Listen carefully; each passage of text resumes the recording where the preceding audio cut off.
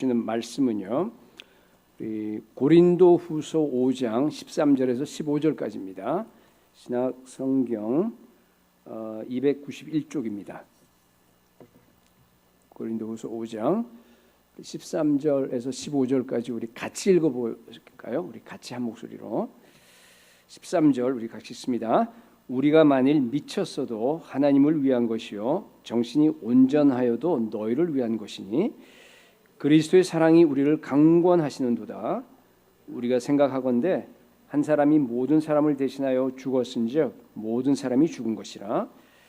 그가 모든 사람을 대신하여 죽으심은 살아있는 자들로 하여금 다시는 그들 자신을 위하여 살지 않고 오직 그들을 대신하여 죽었다가 다시 살아나신 이를 위하여 살게 하려 함이라. 아멘.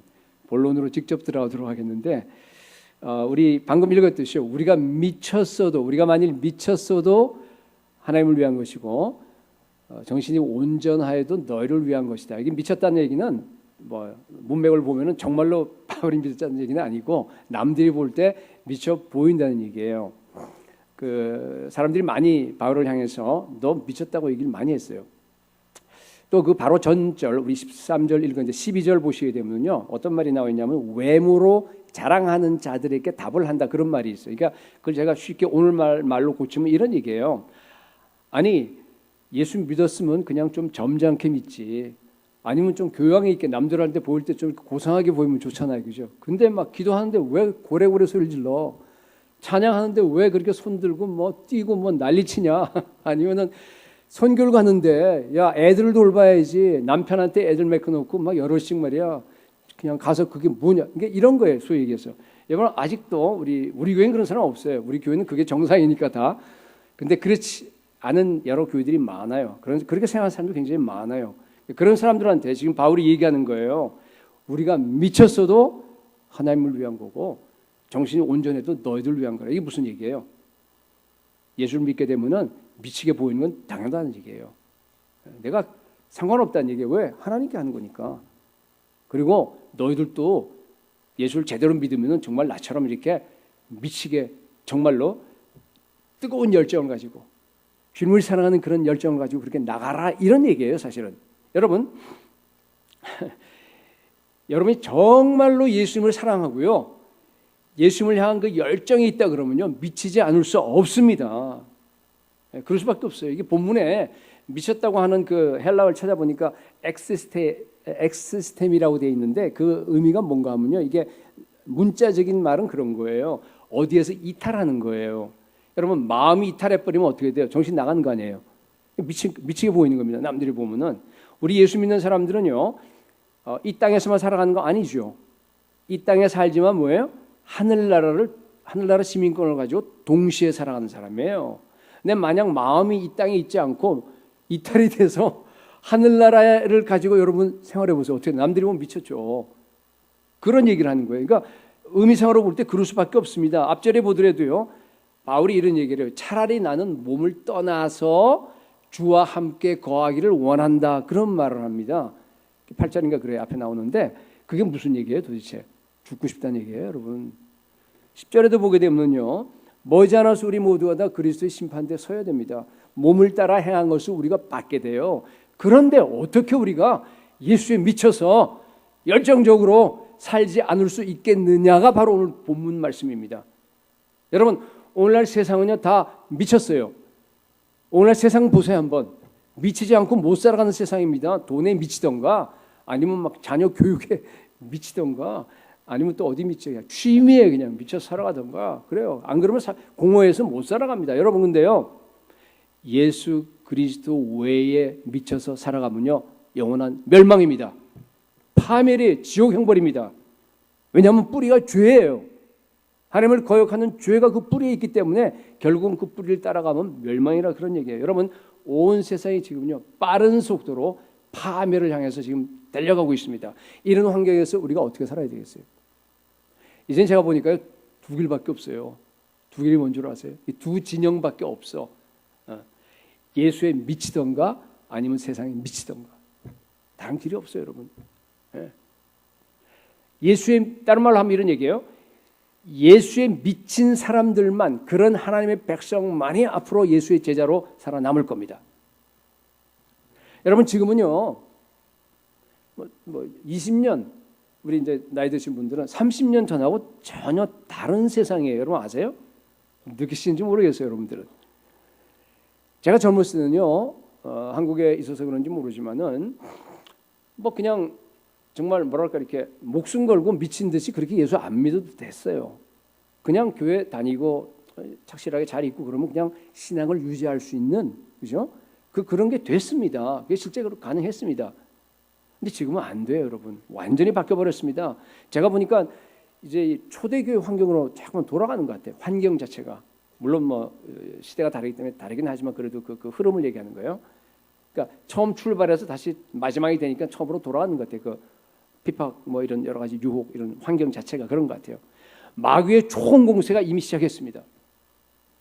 마귀의 그 이데올로기를 갖다가 세상 사람들에게도 마찬가지. 그냥 심어주기 위해서 엄청난 일이 지금 벌어지고 있습니다. 배교 위험이요, 여러분 엄청 커져갑니다. 여러분요, 잘 보시는지 모르지만요, 정말로 저는 그렇게 정말로 확신하기 때문에 제가 설교하는 거예요. 예수 그리스도께 미치지 않은 교회는요, 지금 우수수 다 무너지고 있습니다. 이제는요, 정말 진짜 교회와 가짜 교회가, 옛날에 이게 합해 있었어요. 잘 몰라요. 다 뭐 예배드리고 그러는데 어떻게 알아요?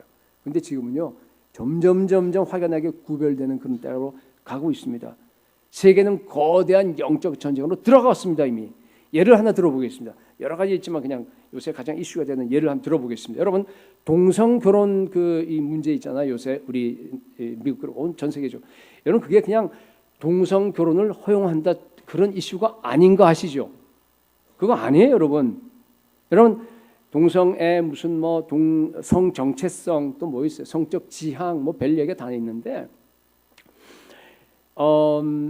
동성의 권리를 보호하는 거 아닙니다, 여러분.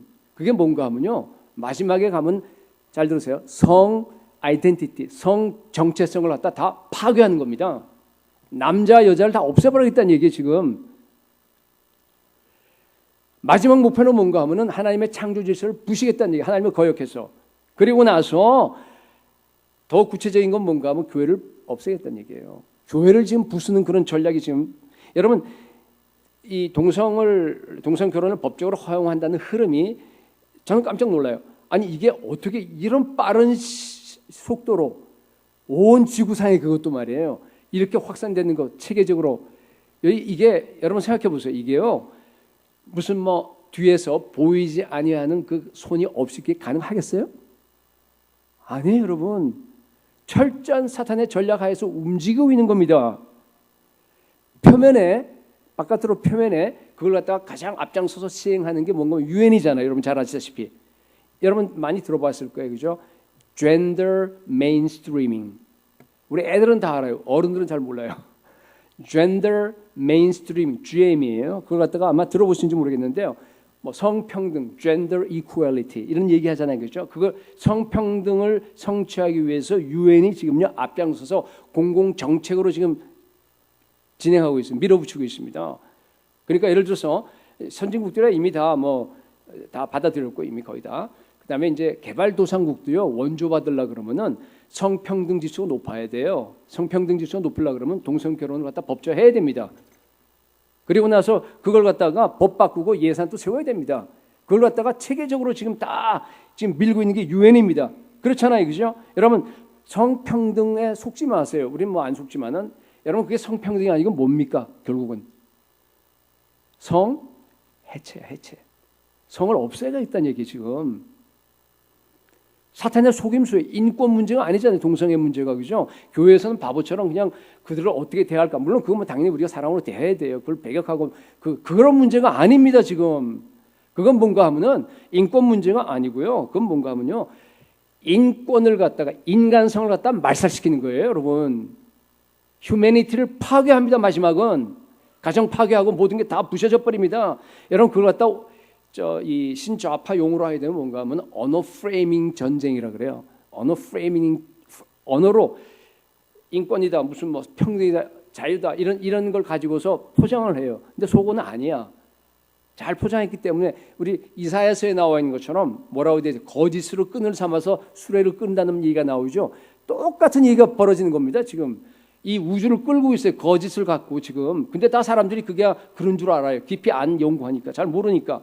그럴싸한 용어를 가지고서 포장해서 확산시켜 선동 전략입니다, 여러분. 목표는 뭐예요? 인간이 하나님의 형상대로 창조되었다고 하는 것을 부인하는 거예요. 마지막 그거예요, 여러분. 여러분 우리 다 알아요. 창세기 1장 27절에서 하나님이 자기 형상 곧 하나님의 형상으로 창조하시되 한 다음에 그 다음 구절이 뭐죠? 그 다음 구절이 뭐예요? 남자와 여자로 창조하시고 그렇게 돼 있어요. 하나님의 형상이 남자와 여자예요, 여러분. 여러분 남자와 여자 외 없습니다. 목사님 뭐 당연한 얘기를 왜 그렇게 하세요? 여러분 근데요 앞으로 제가 이 얘기를 하게 되면요 법으로 걸려서 문제가 생겨요. 나라 법을 위반한 게 돼. 나라 법 정도가 아니라 온 세계 법을 위반하는 게 돼버려요. 보세요. 머지않아 그렇게 됩니다. 여러분 지금 아까 얘기한 GM, Gender Mainstreaming에서는요 남자나 여자가 아니에요. 저는 남녀에다가 그 뭐죠? LGBT, 그죠? LGBT 그것만 있는 줄 알았어요. 그랬더니만은요 이번에 연구해봤어요. 제가 찾아봤어요. 딱 보고 막 했더니만은 남자와 여자 사이에 내가 성 정체성을 택할 수 있는 게 무려 58개예요. 남자도 아니고 여자도 아닌데 뭐 80% 아니고 20%고 낮에는 남자고 밤에는 여자고 이게요 무슨 소리인지도 모르겠어요. 읽어봐도. 호주에는 33개 퀘스천을 주고 33개 너 아이들한테 너 성 정체성이 뭐야 하고 33개를 주고 있어요. 하나 고르라는 거예요. 너 성 정체성이 뭐냐고. 오늘은 남자가 되고 내일 여자가 돼도 괜찮아요. 왔다 갔다 하고. 이게 뭐 완전히 아수라장이에요, 여러분. 그 맨 밑에 뭐라고 써있는 줄 알아요? 에? 아이들이 성 정체성을 똑바로 정해야 되는데 바로 정해야 되는데 그것이 방해되는 것이 뭔가 하면 반동성애적 종교적인 가르침이라고 써 있어요, 거기에. 여러분 우리 아이들이요 그걸 가지고서 평등이라고 생각해. 자유라고 생각합니다. diversity 다양성이라고 생각해요, 여러분. 마귀의 속임이에요. 사탄은 마지막 때가 다가온 것을 여러분 우리보다 훨씬 더 잘 알아요. 사탄은요 타겟이 누구예요? 다음 세대예요, 여러분. 어차피 우리는 나이 든 사람들은 안 돼요. 해봐야 안 돼요, 여러분. 다음 세대에 들어갔다 다 바꿔버리는 거예요. 여러분 UN이라고 하는 그 단체에서 글로벌 차원에서 이 작업을 갖다가 체계적으로 계속적으로 오랫동안 해왔어요. 사실은 그게 지금 이제 확산되고 있는데 여러분 그게 10년 전만 하더라도 우리가 상상할 수 있는 일이에요. 이게 영적 전쟁이라는 말이 아니면요 이 뭐랄까 설명이 안 됩니다. 점차로 가짜 교회는 거기에 타협할 겁니다. 많이 타협했어요 이미. 진짜 교회가 여기에 반기를 줄 겁니다. 왜? 성경대로 우린 사니까. 그러면 아까 얘기했듯이요 국가법을 위반하게 되는 것이고 국법으로 아니면 세계법으로서 묶어서 교회를 갖다 말살시키려고 하는 사탄의 전략입니다. 거의 성공했어요. 거의 성공, 80% 이상 성공했습니다. 여러분 이 원조라고 할까 이 여기에 사상적인 그 근거를 제공한 사람이 누군지 아세요? 1940년대 앨리스 베일리 이름 들어보셨는지 모르겠어요. 앨리스 베일리라고 하는 그 사람이 있는데 유명한 사람이에요. 그 사람이 저는 그렇게 얘기해요. 사탄의 이념을 갖다가 실천하기 위해서 책을 써요. 책을 쓰면서 전략을 만들어요. 그리고 나서 그것을 지원할 수 있는 그런 트러스트를 만들어요. 돈을 가지고서. 그 트러스트 이름이 뭔지 아세요? Lucifer's Trust예요. Lucifer's Trust. 근데 1945년에 유엔이 되면서 거기가 펀딩을 해서 만들어졌어요. 여러분 유엔이. 근데 나중에 루시퍼라고 하면 드러나잖아요. 정체가. 뭘로 바꾼 줄 알아요? 루시스로 바꿨어요. 지금도 그 웹사이트에 가면 여러분 다 볼 수 있습니다. 전부 다 그게 굿윌인가 뭔가 통해서 반기문 옛날에 그 총장 그 사진도 나오고요. 거기에 보면은 그 전략 다 시행하고 있습니다. 예. 그 사람이 1940년 2차 대전 1, 2차 대전 다 끝나고 다 겪은 사람이니까 그 사람은 이제는 더 이상 기독교 사상에 교회가 온 세계를 보호할 수 없어. 왜냐하면 전쟁이 일으킨 나라들이 기독교 국가잖아요, 여러분. 그렇기 때문에 이제는 뉴 에이지가 도래했고 이제는 다른 사상을 가지고서 뉴 월드 오더를 가지고서 이제는 바꿔야 된다고 하면서 시작해서 그 책을 쓰고 학습하고 계속적으로 지금 나아가는 건데요. 자기 이상을 갖다가 지금 유엔을 통해서 실현하고 있습니다. 앨리스 베일리가 한 그 10포인트 플랜이라고, 여러분 다 소개할 수는 없어요. 지금 시간이 없으니까. 거기 보면은요, 제가 보니까 깜짝 놀랐어요. 거의 다 실현됐어요, 여러분. 그래서 몇 가지만 얘기해 드릴게요. 그 중에서 예를 들어서, 그러니까 핵심은 뭐예요? 어차피 이 우리들은 다 꼴통들이에요. 그러니까 못 바꿔요. 차세대 바꾸는 겁니다. 70여 년 전에 1940년대 지금 얘기하는 거예요. 지금 이게 차세대를 바꿔서 전략을 갖다가 해오는데, 예를 들어서 이런 겁니다. 자녀들에게 부모의 권위를 갖다가 되도록 적게 줄여버려라, 그러니까 없애버려라, 그런 얘기입니다. 잘 들어보세요. 기독교의 가정 구조를 파괴해라. 동성애를 조장시켜라. 이게 1940년대를 생각, 70여 년 전으로 생각해 보세요, 여러분들이. 미디어를 통해서 차세대들의 마음을 점령해라. Interfaith movement, 뭔지 아시죠? 그죠? 종교들 간의 그 이렇게 interfaith 하는 그러니까 혼합주의를 얘기하는 그 운동을 확산시켜라. 10번째, 맨 마지막에 가장 무서운 게 이겁니다. 뭔가 하면은요, 이렇게 돼 있습니다. 법을 만들어서, 각 정부들이 법을 만들어서 이것을 갖다가 법제화시키라는 얘기예요. 그죠? 지금 다 얘기한 그런 것들을 갖다 동성애서부터 모든 법제화시킨 다음에 교회가 거기에 서명하도록 하라예요. 이게 엄청나게 많은 교회들이 서명했어요, 여러분. 여러분, 이게요 거의 다 지금 실현이 됐습니다. 여러분, 미국도 마찬가지로 그렇게 된 이유가, 유럽도 마찬가지. 68 혁명 세대, 여러분 무슨 아는지 모르겠는데, 여러분 그 사람들이 지금 다 컸잖아요. 60대예요, 50대예요, 여러분. 그 사람들이 지금 메인스트림이에요. 그야말로 거의 다 작용화되어 있습니다. 마음들이 보면 우리가 얘기하면 그 소위 리버럴한 그런 사이트로 들어가 있습니다. 학교 마찬가지고. 여러분, 그 목표가 뭔 줄 아세요? 마지막은 교회 파괴입니다. 하나님을 반역하는 겁니다. 여러분, 요한계시록 12장에 나와 있는 그런 사탄과 교회의 전쟁이 이게 현실이 지금이에요, 여러분. 아세요? 하늘에서는 이미 끝났죠. 미가엘과 그리고 그에 따르는 사자들, 그 다음에 용과, 용은 뭡니까? 그에 따르는 사자들. 용이 뭐예요?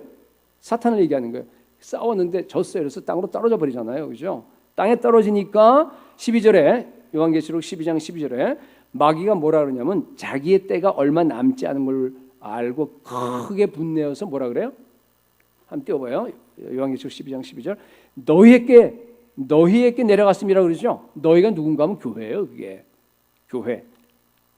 그 다음에 13절에 뭐라고 되어 있냐면요, 들어보세요. 그냥 용이 사탄이에요. 자기가 땅으로 내쫓긴 것을 보고 남자를 낳은 여자를 박해. 여자가 누구예요? 앞에 보면 교회를 얘기하는 거예요. 교회를 박해한다. 여러분, 지난 2000년 동안 사탄이 교회를 박해 왔습니다. 여러분들은 그냥 박해하면 초대교회 때 로마 교회가 많은 사람을 갖다 죽이고 뭐 했다, 그거만 알고 있는데, 여러분 그거 아니에요. 그건 시작입니다. 초대교회부터 시작해서 지금까지 계속 박해가 이어집니다. 중세시대는 기독교 국가였는데, 천만에 여러분, 중세시대가 왜 기독교 국가입니까? 중세시대를 제가 늘 얘기합니다. 가짜 교회 캐톨릭이 진짜 교회를 갖다가 학살하고 죽이고 핍박한 시대가 중세시대예요, 여러분. 제가 한번 얘기했죠, 전에도 한번. 12세기, 13세기, 14세기에 걸쳐서 여러분 종교개혁이 16세기 저기니까 그 이전에 개신교가 있었습니다. 뭐예요?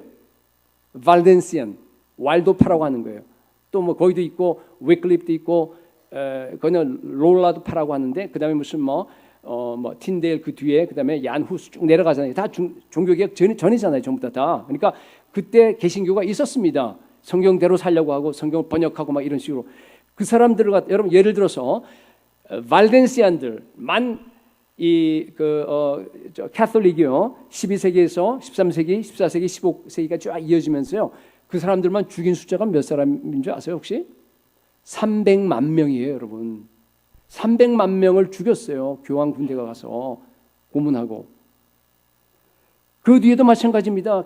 종교개혁이 일어난 다음에 가짜 교회가 어떻게 했냐면요, 완전히 여러분 가서 제수잇 교단이 세워진 것이 종교 재판하려고 세워진 거 아니에요, 원래가. 그것부터 시작해서 그런 종교 재판과 막 화형 그런 걸 다 통해서 여러분 17세기 말까지 개신교를 갖다가 몇 명 죽인 줄 아세요?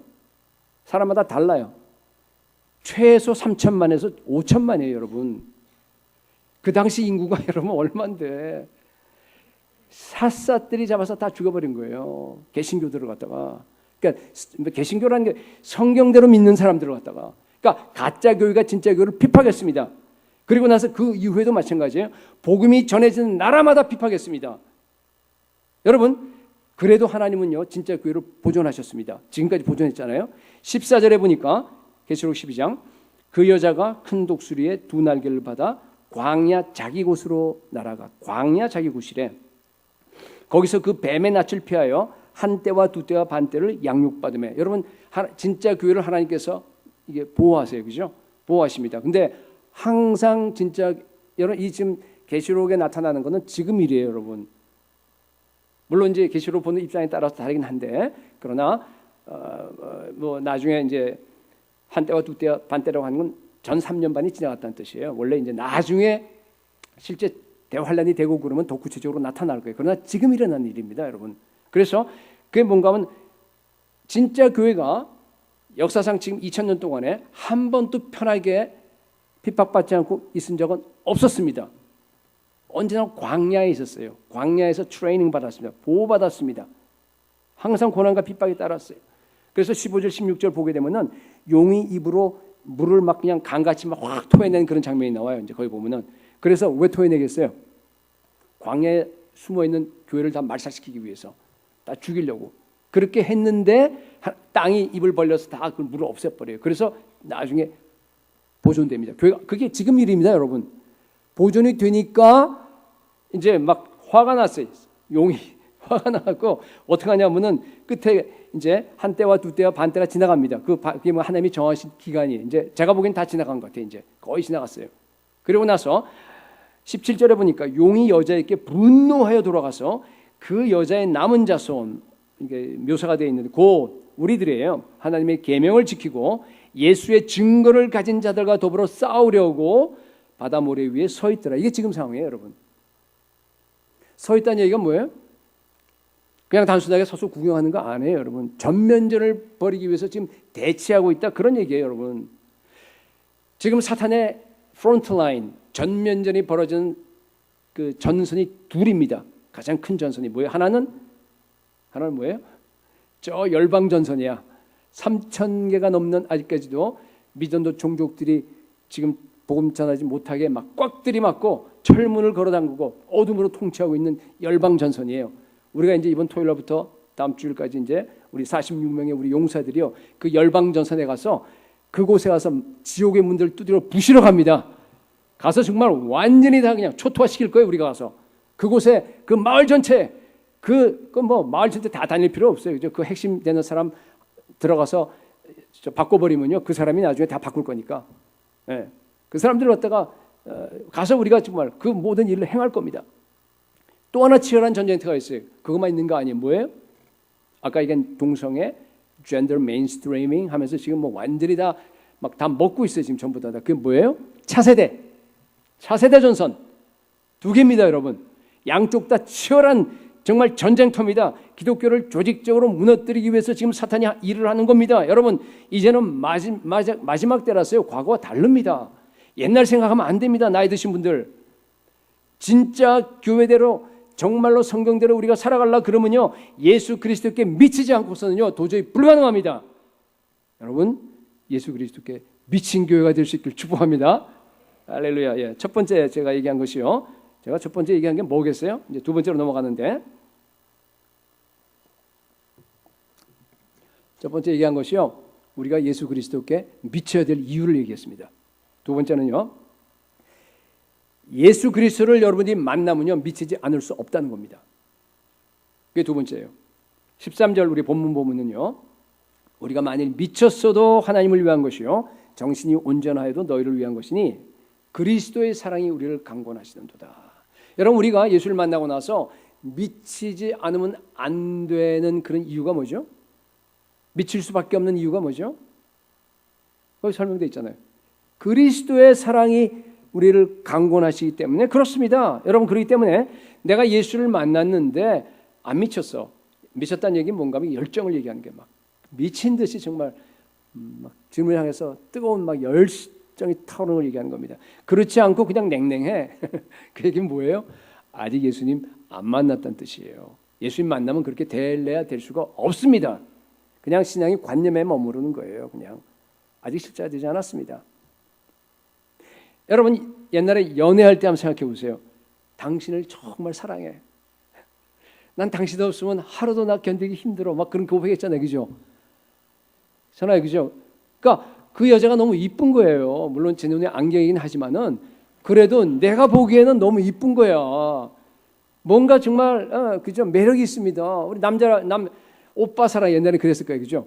그 뭔가 하면은 그 오빠에게 뭔가 이렇게 믿음직한 구석이 있는 거예요. 장래가 촉망돼 보이는 겁니다, 내가. 그죠? 그러니까 내가 사랑을 고백하죠, 여러분. 다 그랬잖아요, 여러분. 전부 다. 만약 어떤 사람이 말해요. 자, 이 사람은 뭐 마귀 할멈처럼 얼굴이 생겼어요. 그 다음에 막 입에서는 막 엄청 더러운 냄새만 계속 나요. 끊임없이. 그리고 뭐 몸은 코끼리 같아요. 막 게다가요, 성격은 아주 표독합니다. 무능해요. 정말로 게을러요. 예, 그리고 옷은 그냥 홈레스에서 나는 냄새보다 더 지독한 냄새가 항상. 그리고 여러분 그런 사람인데, 그죠? 어떤 남자가 장미꽃을 딱 들고 당신 사랑해요. 만약 얘기한다 그러면 뭐예요? 미친 거예요. 여러분 예수님은 미쳤습니다. 예수님 미쳤어요. 여러분 우리의 그 모습은 어떤 모습인가 하면요, 시궁창에서 썩은 냄새나는 시체예요. 오래돼서 부패해서 거기에서 구더기가 들끓어요. 정말 눈으로 보기 힘들어요. 막 구역질 납니다. 그 냄새를 맡을 수가 없어요. 여러분 우리의 모습은요 그거보다 더 더러웠습니다. 근데 예수님께서 우리한테 찾아와서 사랑한다고 안아주는 거예요. 그 우리를 위해서 십자가에 못 박혀서 죽으셨습니다. 그것도 온 우주를 창조하신 하나님, 창조주 하나님께서. 여러분 어떻게 그런 나 같은 사람을 위해서 십자가에 죽을 수 있어요? 내가 나를 봐도 혐오스러운데. 여러분 예수님은요 저와 여러분을 향해서 미쳐서 그래요. 성령 충만해서 여러분들이 정말로 예수 그리스도를 정통으로 만나게 되면요, 제가 지금 방금 묘사했듯이 뭐 그건 하나님 묘사지만은 정말 내 자신이 정말 이게 전적으로 부패해서 죄로 말미암아 다 썩어 문드러져서 완전히 어떻게 가망이 없는 그런 모습인 걸 여러분들이 보게 돼요. 전 나이가 드니까 점점 봐요. 그걸 갖다가 옛날엔 그걸 갖다가 이렇게 이론적으로만 이렇게 말을 하고 했는데, 정말 제가 이렇게 십자가 앞에서 묵상하면 묵상할수록요 정말 보면요, 야 어떻게 나 같은 삶을 갖다가 이렇게 죄악으로 완전히 다 우리 존재 자체가 죄악인데 그런 사람을 갖다가 구원해 주시고 그런 사람을 갖다가 통해서 이렇게 교회를 일으키시는지 저는 잘 이해가 안 돼요. 지금도 예수님을 만난다고 하는 것은 뭔가 하면요, 그렇게 나를 사랑해서 내 죄를 다 짊어지시고 나무에서 고통당하시면서 나 대신 죽어가는 그 십자가에서 있는 그분과 내가 눈이 마주치는 거예요. 피냄새 나는 그 십자가 밑에 내가 있는데 그분이 고통 속에서 나를 향해서 야 내가 너 사랑해. 너는 나의 소중한 자녀야. 아들이야 딸이야. 난 너무 너를 사랑한다고 하는 그 음성이 들리는 거예요. 여러분 들으셨어요? 그렇게 해서 예수님을 만났는데 우리가 어떻게 예수에 안 미칠 수가 있습니까? 젊은 사람들 말이에요. 자기 이기적인 그런 사랑을 가지고 사랑하는데도 보면 그냥 사랑에 빠져서 미치잖아요. 게다가 우리는 하나님과 원수 관계였습니다. 원수였던 그 더러운 그 추악한 그런 나를 위해서 죽으실 뿐만 아니라 나의 모든 죄를 다 용서하셨습니다. 나의 영혼을 파멸해서 구속하셨어요. 나의 모든 죄악을 나의 모든 병을 다 고쳐주셨습니다. 나를 회복시켜 주셨어요. 점도 없고 흠도 없이 우리 주님 안에서 정말 우리가 거룩하고 아름다운 순결한 예수의 신부로서 우리를 갖다 단장시켜 주시고 세워 주셨습니다. 인자와 긍휼로서 관을 씌워 주셨습니다. 날마다 좋은 것으로 우리 소원을 만족해 하셔서 독수리와 같이 날마다 우리를 갖다 성령으로 충만하게 새롭게 하시면서 우리를 이끌어 주십니다. 우리를 정말 예수 그리스도와 함께 다스리는 왕으로서 세워져서 날마다 은혜와 그 충만한 가운데서 주님과 함께 다스리는 이런 삶을 살 수 있도록 우리를 갖다 이끌어 주셨습니다. 여러분 이런 예수님을 사랑하지 않을 수 있어요? 저는 정말 예수님을 갖다가 목숨 다해 미친 듯이 사랑할 겁니다. 그리스도의 사랑이 우리를 강권하시도다. 그런 말이에요, 여러분. 이렇게 강권한다는 말을 찾아보니까 헬라어로 슈네코라고 되어 있는데 이게요, 의미가 이런 뜻이에요. 아주 완전히 그냥 붙들리는 거예요. 뭐라 이렇게 누르고 뭐라 이렇게 강요하고 막 이런 뜻도 들어가 있더라고요. 그러니까 예를 들어서 누가복음 4장에 베드로 그 장모가 열병에 붙들려서 이런 말이 나와요. 이게 같은 말이에요. 같은 얘기예요. 그리스도의 사랑이 강권한다는 얘기는 그리스도의 사랑에 완전히 붙들려 갖고 열병 난 것처럼 막 열정이 터져 나오는 거예요. 그런 걸 얘기하는 겁니다. 미쳐버리는 거예요. 예수님이 좋은 걸 어떡합니까? 나 같은 사람을 갖다 사랑해 주셔서 나의 죄를 다 용서하시고 아까 얘기했듯이 그런 모든 나를 온전하게 구원하신 그 예수님이요, 너무 좋아서요 내 인생을 갖다가 그냥 다 주님께 다 드려버리는 거예요. 그 예수님의 사랑이 나를 붙잡고 나를 이끌고 있습니다. 내 인생의 목표가 하나로 모아지는 거예요. 여러분, 사도 바울은 자유인이잖아요. 자유인, 누구보다도 영적인 자유를 누렸습니다. 그럼에도 불구하고 예수 그리스도 십자가의 사랑을 갖다 깨달은 이유는 어떻게 돼요? 예수 그리스도 사랑의 포로가 되어버린 겁니다. 사랑에 붙잡혔습니다. 강권함을 받았어요. 그래서 그 강권함 때문에, 누르는 힘 때문에요, 자기 개인적인 욕망과 그리고 이기심과 자아와 그 모든 걸 갖다가 계속 눌러서 없애버리는 거예요. 다 버립니다. 그리고 나서 정말 예수 그리스도를 위해서 살도록 강권한 힘이 솟아나게 되는 겁니다. 여기 슈네콕 이 강권하다는 말은요, 보니까 다른 뜻이 또 이런 뜻도 있어요. constrain 한다는 뜻이에요. constrain이라는 얘기 뭐예요? 이 압축한다. 이게 번역이 잘 되는지 모르겠는데 막 누르고 압축하는 게 있죠, 그죠? 그런 의미가 있습니다. 그 오레곤주에 가게 되면요, 저 위에 바로 위에 그 유명한 강 이름이 뭐죠? 컬럼비아 강, 아마 여러분 많이 가보신 줄로 알고 있는데 정말 거대해요, 그죠? 강이 정말 보니까 이렇게 어떤 강들은 보면 이렇게 지류로 산만하게 다 있다 이렇게 모아지고 그런데 그게 아니고요, 막 거대한 강이, 넓은 크고 강이 쫙 흘러가더라고요. 한 방향을 향해서, 태평양을 향해서 흘러가요. 그러다 이게 흘러가다가요, 이 어느 지점에 가니까 이렇게 어느 정도 이렇게 좁아들어요. 좁아들게 되면 깊어지고 하니까 이게 힘이 엄청나다 그래요, 그게. 그래서 여러분 수력 발전을 하려 그러면 어떻게 해요? 낙차를 이용하잖아. 이렇게 물을 떨어뜨려서 그걸 가지고 발전하는데 이 오레곤 그 강에는요, 그 컬럼비아 강에는요, 그럴 필요가 없어요. 이 모아져서 흘러가는 그 강물 속도가 너무 세서요, 그냥 그 자리에서 수력 발전을 해요. 그게 23군데나 있어요. 깜짝 놀랐는데, 여러분, 예수 그리스도의 사랑도 똑같아요. 거대한 컬럼비아 강 같아요. 여러분, 하나님의 사랑 무한해요, 그죠? 그 사랑이 저 위에서부터요, 무한대 사랑이 나한테로 오는 거예요. 지금 이렇게 좁아져서 오는 거예요.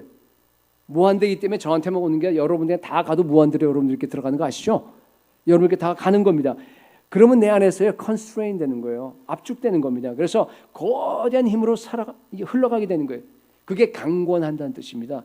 지금 또 우리에게 강권하고 있어요. 여러분, 그때요, 여러분 한 가지에 집중하시기 바랍니다. 한 가지. 여기저기 산만하게요, 인생을 갖다가 그렇게 기웃기웃거리며 살지 마세요. 바울처럼요, 그냥 한 가지 목적, 하나님 나라를 향해서 여러분 흘러가면 됩니다. 그러면요, 어떤 일이 일어나요? 아까 발전소 얘기했듯이요, 내 안에서요 거대한 에너지가 생겨요. 그게 바로 열정이라는 겁니다. 그리스도의 사랑이 나를 강권하는 거예요. 바울은 그 열정 때문에 일생 동안을 갖다가 한 번도 지치지 아니하고 끝까지 예수 그리스도를 향해서, 하나님의 나라를 향해서 자기 삶을 다 드렸습니다. 복음을 위해서 살았습니다. 그리스도의 사랑이 나를 강권하십니다라는 그런 얘기입니다, 여러분. 여러분 아시잖아요. 모든 위대한 사람들은요, 이게 꼭 예수님을 위해서가 아니라 세상 사람도 그래요. 세상 사람들도요, 이 나중에 업적을 이루고 한 사람들은 보면 다 강권함이 있는 사람들이에요. 그죠? 알렉산더 대제. 알렉산더를 왜 우리가 대제라고 얘기를 합니까? 그죠? 네.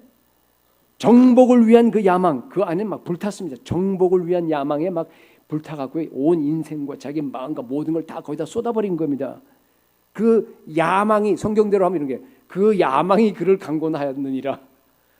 그런 삶을 살았잖아요, 여러분. 아시잖아요. 그는 편안하게 앉아 있고 이렇게 쉬고 있는 걸 갖다가 싫어했어요. 그때는 불안했어요. 이 자기가 가장 행복하고 보람 있고 한 때가 언제예요? 이 알렉산더 우리가 얘기, 그 사람 보면 막 행군할 때, 전쟁터에서 행군하고, 그죠? 그 안에서 같이 싸우면서 지내는 그때가 가장 행복했다 그러잖아요. 자기가 직접 선봉에 서서요 적진을 해서 돌파했습니다. 예. 그런 그 야망이 속에서 불탔기 때문에 그거 가능했습니다.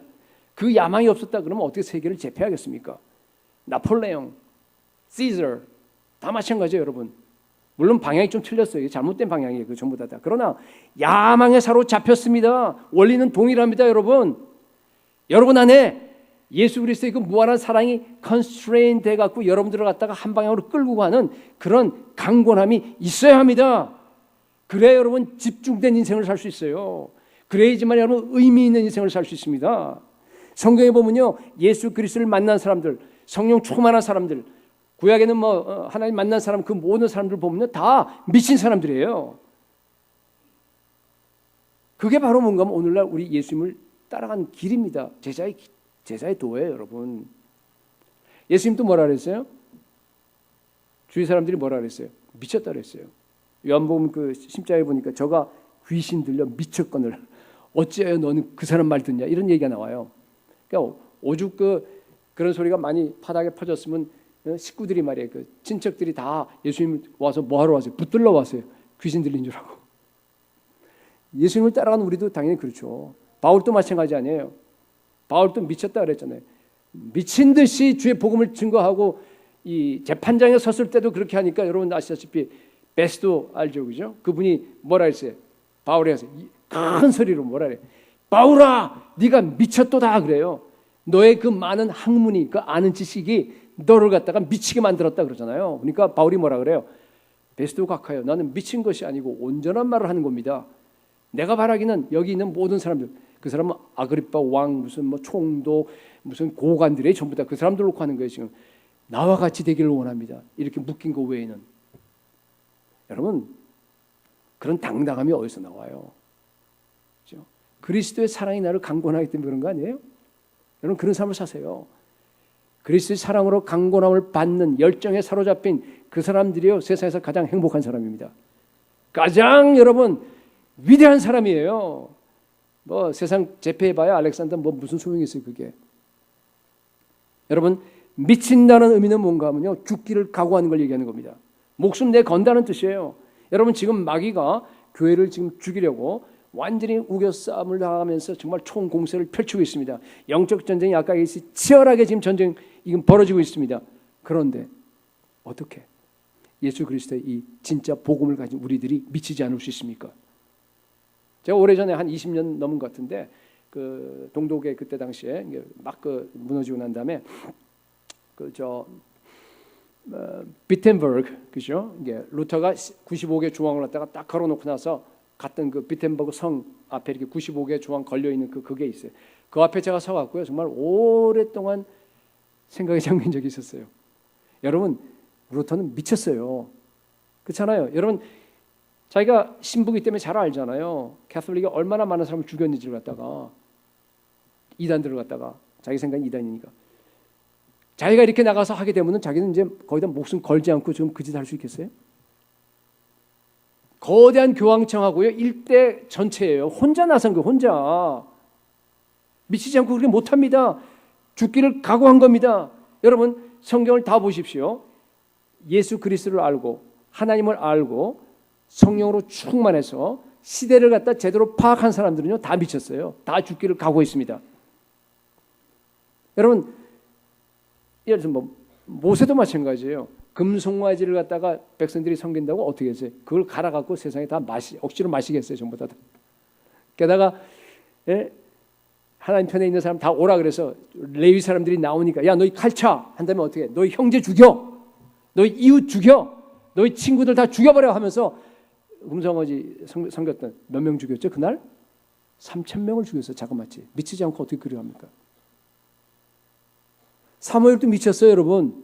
성경, 우리 한국 성경에 보면 그게 잘 나타나지 않는데요. 이 사울 왕이요, 아말렉 왕, 하나님께서 아말렉은 미워하시고 심판하려고 하는 거 그거 다 알아요. 사울 왕도 알았을 거예요, 아마. 그런데 아각을 살려버린 거야. 그러니까 어떻게 해요? 살린 아각을 갖다가 놓고 나서 사무엘이 그냥, 우리 한국 성경에는 그냥 찍어 쪼개니라 그랬는데 그게 원어 그 내용을 보면 어떤 건가 하면요, 칼로 동강 잘라서 냈다, 그런 뜻이에요. 개를 죽인 다음에요. 목 자르고 팔 자르고 뭐 자르고 다 잘라버린 거예요. 전부 다. 그 자리에 토막토막 다 내버렸어요. 누가? 사무엘이. 미치지 않고 그 짓 할 수 있어요? 엘리 선지도 마찬가지예요. 엘리야 선지자도 450명을 갖다가 그냥 한꺼번에. 그리고 이사야 선지자는 어떻게 됐어요? 얼마나 미쳤으면은 3년 동안을 갖다 우리 큐티 했잖아요. 옛날에 그죠? 예. 벗은 발과 벗은 몸으로 다녔어요. 하나님 명령이 떨어지니까. 신약으로 오게 되면요. 예수 그리스도 복음에 사로잡혀서 예수님을 갖다 미친 듯이 섬기는 사람들은요. 어떻게 됐어요? 다 예수님처럼 얻어맞고 죽어요. 예수님 제자를 다 죽었어요. 요한만 제명에 살았고. 수많은 초대교인들 여러분 알잖아요. 그죠? 순교당하던가 재산 다 빼앗기고 산업 다 빼앗기고 그 다음에 그 수많은 시간 오랜 시간들을 갖다 어떻게 했어요? 지하 감옥에서 거기서 그냥 햇빛도 보지 못하고요. 자녀 낳고 거기서 계속 살아가는 겁니다. 그러고 살았어요. 아니면 죽던가. 수많은 선교사들 마찬가지예요. 오늘날까지. 그 뒤를 따라간 사람 다 똑같습니다. 여러분. 선교는 순교예요. 선교는 순교예요. 여러분. 여러분 우리 이번에도 사실은 가지만은요. 굉장히 위험한 곳만 가요. 이집트 여러분 아시잖아요. 인도 마찬가지예요. 엄청 위험한 곳이에요. 우리가 그러니까 기도하셔야 됩니다. 그렇기 때문에. 근데 두려워하지 마세요. 하나님 함께 하세요. 절대로 두려워할 필요 없어요. 그러나 현실은 현실이에요.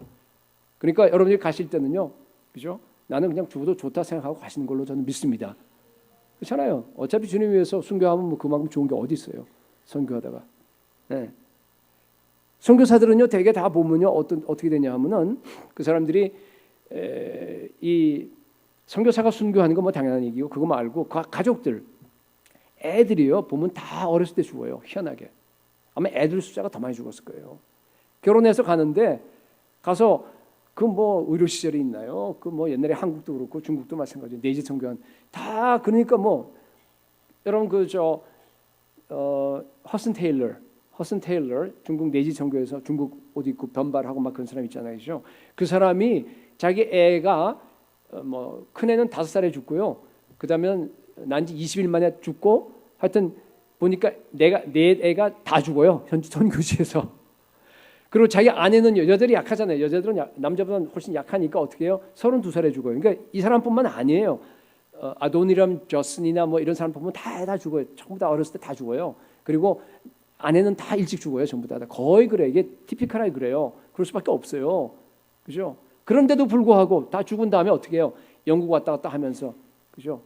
영국에 가서 젊은 이들을 깨웁니다. 여러분 중국의 저 내지에 지금 다 죽어가는 저 지옥 가는 영혼들 여러분 너무 불쌍하지 않아요? 우리 가서 건져야 됩니다 하고 막 선교합니다. 가서 그죠? 그러니까 여러분 그때 당시에 영국에서 1000여 명이 갔어요. 1000여 명이. 그래서 다 내지에 가서 선교하고 그랬지 않습니까? 그러다가 1900 몇 년에 그 초에 그 의화단 사건 났을 때 어떻게 했어요? 박서 리벨리온이라고 그냥 다 죽였잖아요. 선교사를 갖다가 많이 죽었어요. 이 그 허슨 테일러가 모집해서 간 사람만 58명이 죽었대요. 58명. 애들만 21명이 죽어요. 자녀들 다 죽여버렸으니까. 그럼에도 불구하고 그죠? 선교는 지금까지 계속 되는 겁니다. 그게 여기 예만뿐만 아니라 전부 다 합니다. 거의 다. 여러분 미친 사람들이에요. 한국에 온 선교사도 미친 사람들이에요. 전부 다. 이들은요. 예수 그리스도를 만났기 때문이에요. 성령으로 충만했기 때문입니다. 그리고 시대를 보았기 때문이에요. 여러분 제가 하려는 얘기는 이겁니다. 오늘날은요. 마지막 때 우리가 살아가는 지금 시대는요. 그때 그 사람들의 시대보다 훨씬 더 우리가 예수 그리스도께 미쳐야 할 이유가 훨씬 더 많습니다. 이제는 마지막 추수 때예요. 빨리 여러분 3,000개 남아있는 저쪽 다 복음화 시켜야 되잖아요. 이스라엘 빨리 복음화 시켜야 됩니다. 우리 차세대를 빨리 선교사로 키워야 됩니다. 여러분 그걸 갖다 우리에게 맡겼습니다. 깨어있는 교회가 별로 없어요. 깨어있지 않아요. 교회들이 아주 소수입니다. 여러분 정말로 여러분 제가 여러분께 얘기합니다. 예수 그리스도를 만나서 다 예수 그리스도께 미치시기 바랍니다. 마지막 세 번째 짧아요. 미치면 어떻게 됐느냐? 미치면 어떤 삶이 나오느냐 그런 얘기예요. 15절에 보니까 이제 나와 있죠. 그죠? 아까 우리 본문에. 같이 한번 읽어볼까요? 15절 다 시작. 그가 모든 사람을 대신하여 죽으심은 살아있는 자들로 하여금 다시는 그들 자신을 위하여 살지 않고 오직 그들을 대신하여 죽었다가 다시 살아나신 이를 위하여 살게 하려 함이라. 아주 단순합니다. 그죠? 이제 다시는요. 정말로 예수를 제대로 믿게 되면은 정말로 그리스도 사랑이 나를 강권하는 그런 삶을 살게 되면요. 내와 내 가족 위해 살지 않아요. 그건 기본이고 날 위해 모든 걸 다 주신 주님, 나 같은 죄인을 위해서 정말 창조주 하나님이 그 목숨을 다 주고 나를 아낌없이 다 사랑해 주신 그분께 내가 감동해서요. 정말 그분 위해 살아요. 그분의 나라를 위해서 살아갑니다. 당연한가요? 그건요, 여러분. 이게 의무가 아니에요. 의무가 아니에요. 우리가 그렇잖아요. 그죠? 자발적으로 예수 만난 뒤에 너무 좋아서 아무리 못하도록 누가 말린다고 하더라도 내가 나서서 미친 듯이 목숨 내걸고 우리 주님의 그 일을 하는 것이 그게 정상이란 얘기예요. 여러분 이렇게 살아가는 삶을 살아가는 사람들 갖다가 크리스천이라고 그랬어요. 처음부터 그랬어요. 그리스도인이란 말 자체가 그랬어요. 처음부터. 지금도 그래요. 중간에 있는 그 가짜 교회들 보고 여러분 속지 마십시오. 그건 아니에요. 여러분. 진짜 교회를 봐야 됩니다. 그렇기 때문에 그리스도인들이 가는 곳마다 어떻게 되죠? 세상이 뒤집어지는 거예요. 뒤엎어버립니다. 혁명이 일어납니다. 저는 우리 교회가 이런 교회가 될 수 있기를 축복합니다. 저는요 요새 한국 교회를 볼 때마다 정말 가슴이 저며와요. 정말 힘들어요. 아주 너무너무 슬퍼요. 제가 이런 표현을 하면 여러분 우리 한국 교회는 지금 신좌파들보다도 못한 교회예요. 저는 80년대부터 대학에서 가르쳤기 때문에 제가 그들을 갖다가 오랫동안 관찰하고 같이 그냥 그들 설득시키려고 애도 쓰고 운동권들을 갖다 너무 잘합니다. 저는 귀가 늘 따갑게 들은 게 NLPD예요. 근데 요새 되니까 다시 그게 부활해. 그래서 아니 얘들 다 없어진 줄 알았더니 뭔가 했더니만 그게 아니더라고요. 보니까 레닌주의자, 주사파 뭐 여러분 아시는지 모르겠어요. 여러분 저는요 운동권 아이들이 그때 대학교 이제 들어오고 이런 애들이요 어떻게 합숙하면서 그때부터 남녀가 같이 합숙하기 전 이상했어요. 아니 그러니까 젊어서 그런가 보다 난 그랬는데 굉장히 아주 그런 이게 보니까 나중에 이렇게 다 연결이 되더라고 보니까 하여튼 그렇게 해서 어떻게 그들이 그 학습을 하고 그들이 어떻게 집회를 갖다가 조직하고 그들이 어떻게 정말 이 하는 걸 갖다 봤어요. 여러분 걔네들은요 목숨 걸어요. 정말 인생을 다 거기다 헌신합니다. 예. 그래 드디어 꿈을 이룬 겁니다. 최고 권력층에 있는 사람은 다 그 출신이에요. 여러분 아시죠? 다 그렇습니다. 안 바뀌어요. 물론 환경이 좀 바뀌기 위해서 기본 사상은 안 바뀝니다. 여러분. 한번 모르겠으면 정말로 한번 인터넷 들어가서 한번 뒤져보세요. 여러분. 그들이 지금 한국 교회를 갖다가 무너뜨리려고 지금 이루고 있어요. 거기에 지금 나와 있는 대표적인 아까 얘기했지 프레이밍, 언어 프레이밍 전쟁에서 나타나는 게 뭐예요? 동성 결혼 허용하는 거예요. 그거 허용하면 다 무너져요, 여러분. 하나하나 차근차근. 가정이 무너지고 성 정체성 무너져 버리고 다 끝나버립니다. 이제 우리 차세대도 무너지고. 여러분 그게 한국만은 아니잖아요, 그죠? 한국만 아니 전 세계에 지금 미국은 이미 늦었어요. 그래도 어떡합니까? 늦은 거 그냥 그대로 줄 수는 없죠. 싸워야죠. 여러분 교회가 대항해서 이길 수 있는 길은 단 하나밖에 없습니다. 뭐예요? 여러분 한 사람이 예수 그리스도를 정통으로 만나서 미쳐버려야 돼요. 목숨 걸고 싸워야 됩니다. 성경 진리가 아닌 것이라 그러면요 여러분 목숨 걸어야 돼요. 거기다가 여러분 예수 그리스도의 사랑에 완전 붙잡혀야 돼요. 하나님 나라와 그 복음을 위해서 이제는 여러분 시시하게 그렇게 살아면 안 돼요. 제대로 한번 살아봅시다. 이 엄청난 복음을 받아갖고요 왜 이렇게 시시껍절하게 살아갑니까? 여러분 우리 먹고 사는 게 우리 목표 아닙니다. 여러분 사업하고 여러분 직장 다니고 여러분 거기서 출세하고 거기서 뭐 먹고 사는 게 목표 아니잖아요. 시시하게 운동권도 그렇게 안 하는데 예수 믿는다는 사람이 뭐해 도대체? 여러분 그 직장은 하나님께서 여러분 통해서 하나님의 나라를 바로 그곳에 실현하라는 거예요. 여러분 가정은 마찬가지예요. 우리 아이들을 갖다가 대학 좋은 데 들어가서 뭐 하게요? 물론 자기대로 공부하는 애들은 하지 말라고 잘해요. 거기다 목표를 두지 말라는 거예요. 그 애들을 갖다 통해서 정말로 이 땅을 변화시켜 버려야 돼요. 하나님 나라로. 우리보다도 더 예수에 미친 사람으로 만들어야 됩니다. 하나님께서 그걸 기대하고 있습니다. 여러분, 정말 우리가 미쳐서 목숨 내걸고 세상 가치를 저항하고 목숨 내걸어서 자녀들 기르고 목숨 내걸어서 우리 자녀들 왔다가 정말 선교 사명을 감해진 정말로 하나님의 나라를 위해서 헌신하는 그런 사람을 만들게 되면요, 저는 믿습니다. 반드시 교회가 승리합니다. 물론 어차피 우리가 그렇게 해봐야 이 세상은 점점 더 어두워질 거예요. 점점 더 사악해질 겁니다. 점점 더 마귀의 수중으로 떨어질 것은 뻔해요. 저도 알아요. 그래도 여러분, 우리는 이 싸움을 갖다가 목숨 다해서 싸워야 됩니다. 왜 그런 줄 알아요? 하나님께서 우리를 그렇게 하라고 부르셨기 때문에. 너무 당연합니다. 간단합니다. 하나님이 그렇게 불렀어요. 싸워서 우리가 이길 수 없는 싸움을 우리한테 싸우래요. 그럼 싸워야지 어떡합니까? 여러분, 하나님이 우리에게 맡기신 영역이 있습니다. 하나님이 우리에게, 우리 교회에 여러분 각자에게 주신 그 지역이 있어요. 끝까지 싸워서 우리가 이겨야 합니다. 우리가 방어해야 될 가정이 있습니다. 우리가 방어해야 될 교회가 있습니다. 여러분, 그 안에서는, 적어도 그 안에서는 우리가 승리해야만 합니다.